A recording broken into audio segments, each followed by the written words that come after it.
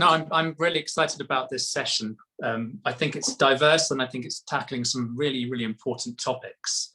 And Marco Simonit needs relatively little introduction because with Simonit and Sirch, he's made pruning sexy again. And I think this has been a really fantastic, basically perspective on how vineyards should be managed, how pruning should be done. That we really haven't had before.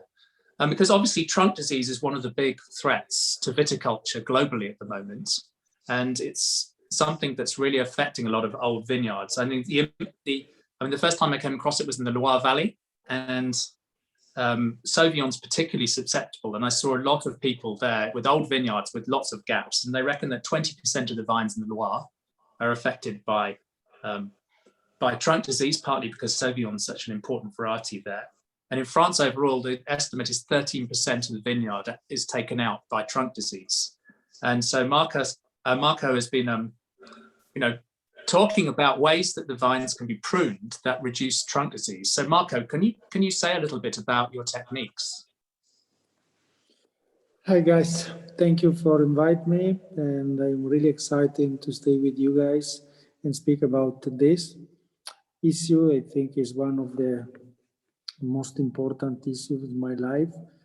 I think Simonit and Simonit method started thank you to the old vines, because in the beginning I grew up and I born and grew up in Friuli Venezia Giulia, northeast of Italy. Is one of the traditional regions in Italy for making white wines, particularly Sauvignon Blanc, but not only Sauvignon Blanc, also even other local varieties. But I remember when I started this experience with the Association of Viticulturists in Collio area.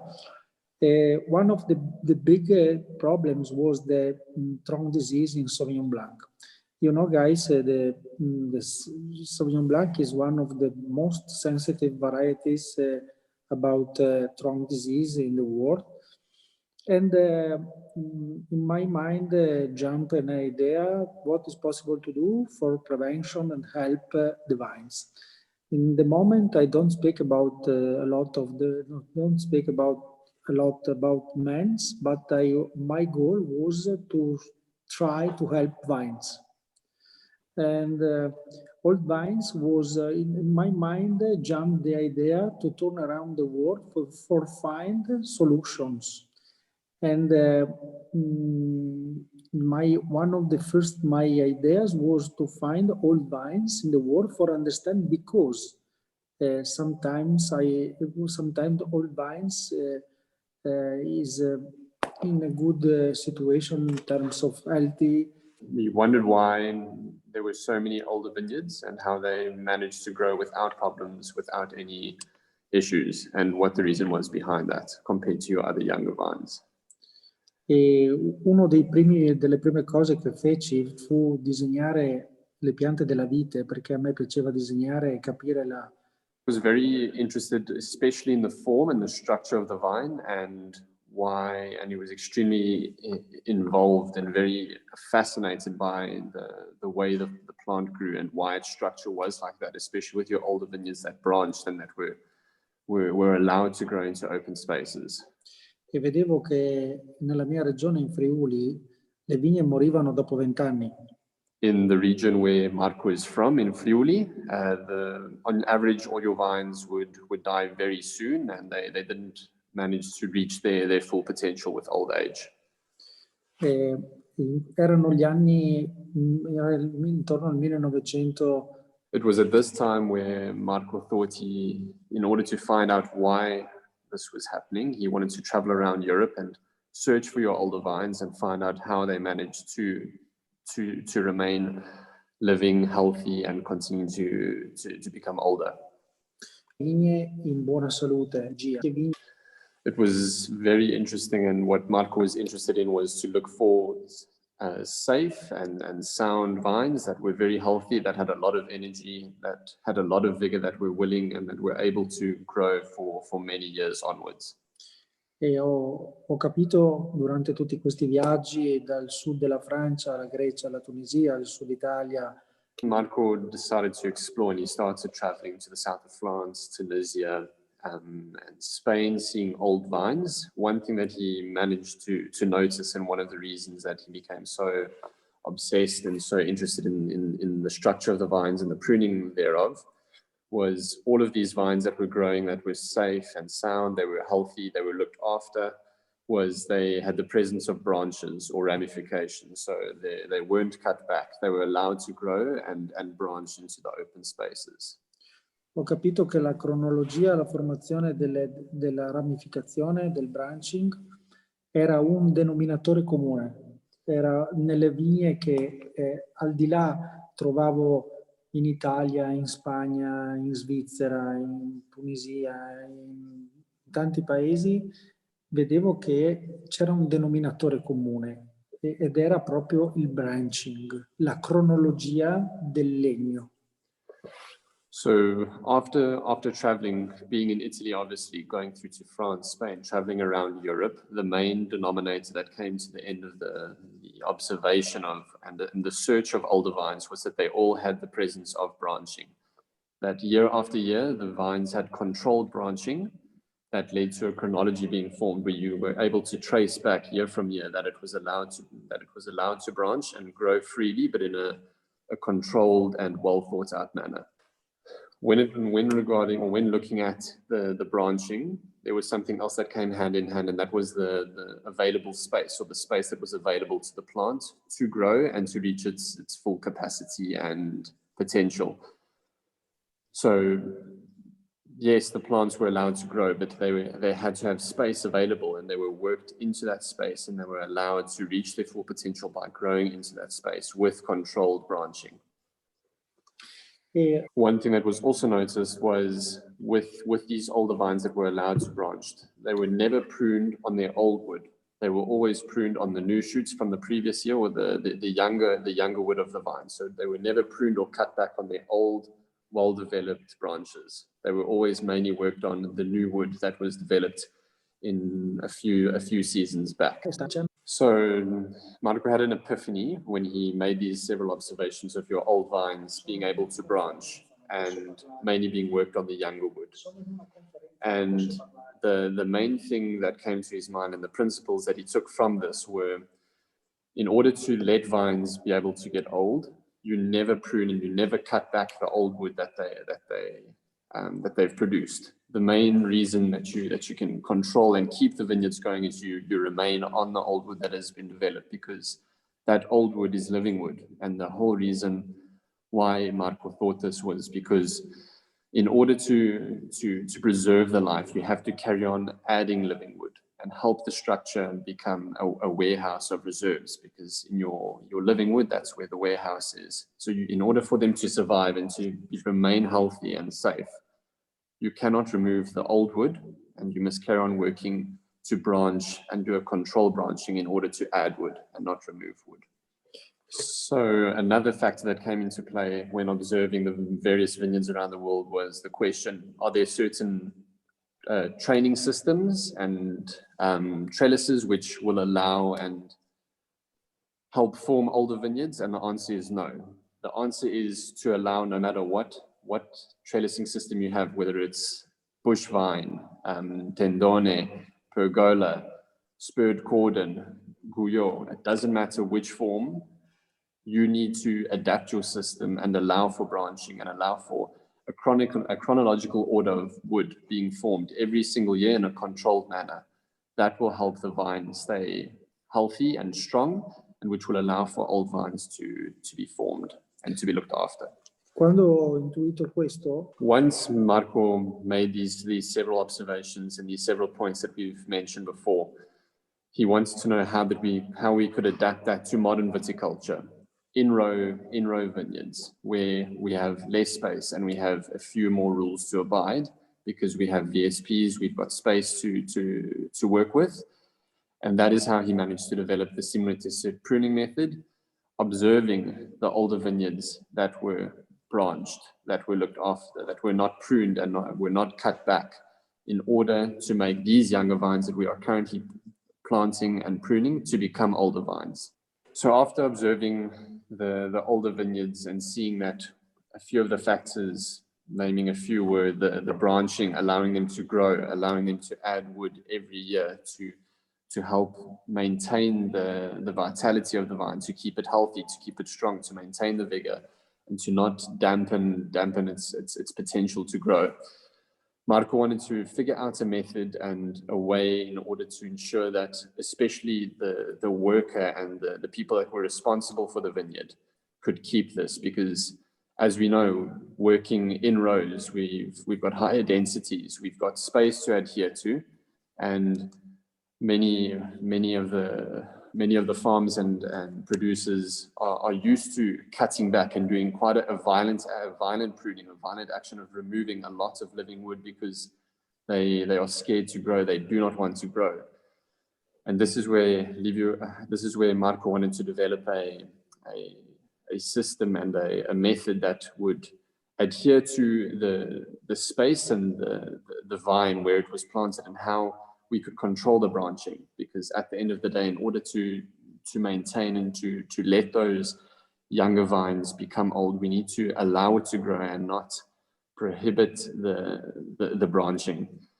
Just a few observations of repositioning cuts that many producers do because they are scared to grow or to change their system in order to let the vine reach its full potential.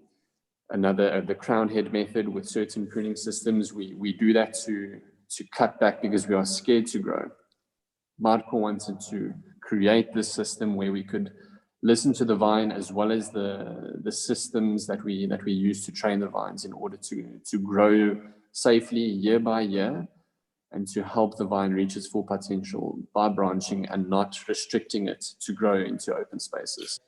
So when he's posed with the question, are there specific training systems that are better for branching, that will allow for a vine to become old? He says, we must stop looking at a specific type of training system and rather look at the ability for a vine to branch, because we need to. Okay.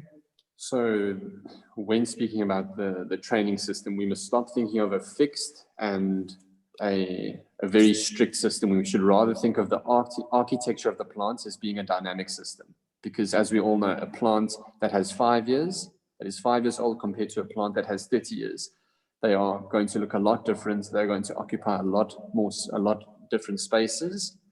And we need to start thinking of the way that we are going to change the training system and the pruning system over the lifetime of the vine. At the end of the day, is the dynamic architecture of the vine. One of the main things that us as producers need to take a look at is we need to put ourselves in the plant's shoes and think how we're going to develop as if we were the plants. We need to adjust to that, and we need to make sure that we are able to change and be dynamic in our choices when we are training and pruning the vines. So, can I ask a few questions? The first one is that from what you're saying, your emphasis on pruning techniques is about respecting the vascular tissue in the vine, so that you're maintaining the vascular flow that allows the vine to attain an old age and still be productive. And there's a kind of two-part question. The first is that a lot of the emphasis on wine scientists, when they look at trunk disease, is on the fungus. But do you think that actually it could be the occlusion of vascular flow that makes the vine sick, that then allows the fungus to come in and create problems? And secondly, are low yields inevitable with old vines? Or are low yields in old vines a reflection of the fact that the vascular flow has not been respected because of the pruning techniques? And so the lower yields with older vines is in some way a symptom of mismanagement of the vineyard. Thank you for the question. Is a super interesting question, Jamie. Thank you. The goal is branching. Also, obviously, we're wanting to branch at the end of the day. But most of the time, yes, we like to respect the sap flow and go with the sap flow. But in certain instances, we may not always respect the sap flow. Two examples. Una bush vine with the vertical branching. The other example is bush vine with the oblique development of the branching. The first one is the vertical branching without respect the way of the subflow. The other one is oblique develop, lateral, with the where the wounds is on top and the subflow is on the other side. Both respect is possible in both sides respect the subflow, but the goal is to put in live wood year after year. Not only leave wood, but put inside wood when you go to prune, guys. The second is understand the character of the genetic compounds in terms of which kind of variety you have and where you are. But another point, another stone, the Simonit and Sirch method is a prune young wood, in a young wood, 1 year old or maximum 2 years old, and respect basal buds for favorization, cicatrization, okay? And reduce the diameter of the wounds, because we have people in the university, in Rye, in Bordeaux, or in the other university where people is easy to meet varieties very sensitive, like Cabernet Sauvignon, Sauvignon Blanc, or others, Cabernet Sauvignon, or Cabernet Franc, or others. When you have branch, when you have live wood and small wounds, you reduce the possibility to have vines with symptoms. You have more strong vines. So it's not that the fungi will not enter, but it's about preventing as much of the fungi entering. So that will we'll speak about with regards to the diameter of the wound. So to try and reduce the size of the wounds that you're making when you're pruning the vine and making smaller ones. Then you also need to take into consideration the genetic characteristics and traits of the vine, and which are more susceptible to your diseases, and how you can treat that, because there's not too much that the pruner can do about the genetic traits of the vine. Yeah, another example, Jamie. You think about the cepage for make it Sauterne, Sauvignon Blanc and Semillon. Sauvignon Blanc, super sensitive in terms of trunk disease. After 20 years, a lot of vines lost for trunk disease. Semillon, super hard, not lost vine, because the same training system, the same man prune Sauvignon Blanc and Semillon in the closed parcels in the same winery, and after 20 years the Sauvignon Blanc destroyed and Semillon in the good healthy situation. We need to pay a lot to make a lot of attention in terms of genetic reaction. When you have guys varieties sensitive, a lot of sensitive in terms of trunk disease, you need to respect more the subflow. You need to pay more attention for living wood year after year. Pruning the small wood, respect basal buds, and is important follow more the subflow when you have sensitive varieties.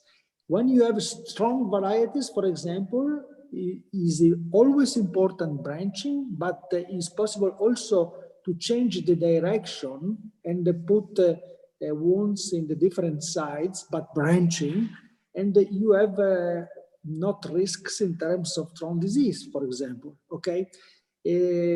But always branching, always don't forget, put in live wood, pruning the small wood and respect basal buds for favorization, cicatrization. And when you have varieties with a lot of sensitive trunk disease problems, pay attention. Is important to separate the side of the wounds and the side of the safflower. We see this in the Cabernet Sauvignon, Sauvignon Blanc, and Franc, and others very in Sangiovese, for example, or others very sensitive varieties for trunk disease. The second question, Jamie, is about old vines and. Jamie, could you please just repeat the second question? What is the second question? Yes, Jamie? the question was really, so is yield loss inevitable in old vines? Or is the yield loss seen in old vines, which generally produce lower yields, a result of a partial occlusion of that vascular tissue? So that it's in effect that the vine has suffered in its life, and that's why the yields are low. So is a yield reduction with an old vine inevitable? When you have, you met old vines, if you have the possibility to build strong old vines, I suggest you to, okay. So there's a lot of variables that can come into play, but one thing that Marco obviously focuses on is to adapt the pruning system and to allow for the branching and following the Simonit and Sirch developed method. When you're dealing with your older vines, it has been seen that lots of the older vines don't perform and they don't give the yield that you're ultimately wanting because they haven't got a chronological order of wood that has been left year after year. Hence why Marco is reiterating the importance of branching and allowing the vines to constantly have young wood being placed and being allowed to grow on the older vines year after year in order to help and keep it healthy, which will ultimately lead to it bearing fruit and maintaining a yield that you are wanting. So in some of the company's experience and Marco's experience in France, where we've dealt with vines that were 40 years old, you can see that there was a bit of an uneven development because your older vines they kept on cutting and bringing it back to the wires where it wasn't allowed to branch. Per esempio, quando la pianta arriva molto vicino al filo di banchina, spesso l'uomo la taglia per tornare indietro. So as soon as the branches and your vegetative points start slowly, we're very close to reaching your wires, they would cut it back. E così la pianta si indebolisce e perde anche produzione, produce di meno. So when this happens, the vine obviously goes into shock. It suffers this wound because it's a bit of a mutilation, and this also obviously leads to the drop in yield. So what we are needing to do is to treat each individual vine in a specific manner, almost creating a tailor-made recipe or strategy that you're going to take when pruning the vine and having the idea of where and how you're wanting to train it. And allowing it to branch and having, as we've said, a dynamic pruning system, adapting it on its age and its form as it grows over the years, and to always and to never cut it back when you're scared it's getting too big, or it's growing into spaces where you're a bit scared of. This is where us as producers, we are needing to think about our strategy and the way we go about pruning the vines. And yes, in some cases there is the need to return back, but there are well thought out of and very serious strategies in order to return back, which can be done, but they are well thought out of and they need to be addressed. The main reason why old vines don't have high yields is because they have a lack of living wood, because producers don't allow them to reach their full potential and are scared to let them branch. That's a great answer.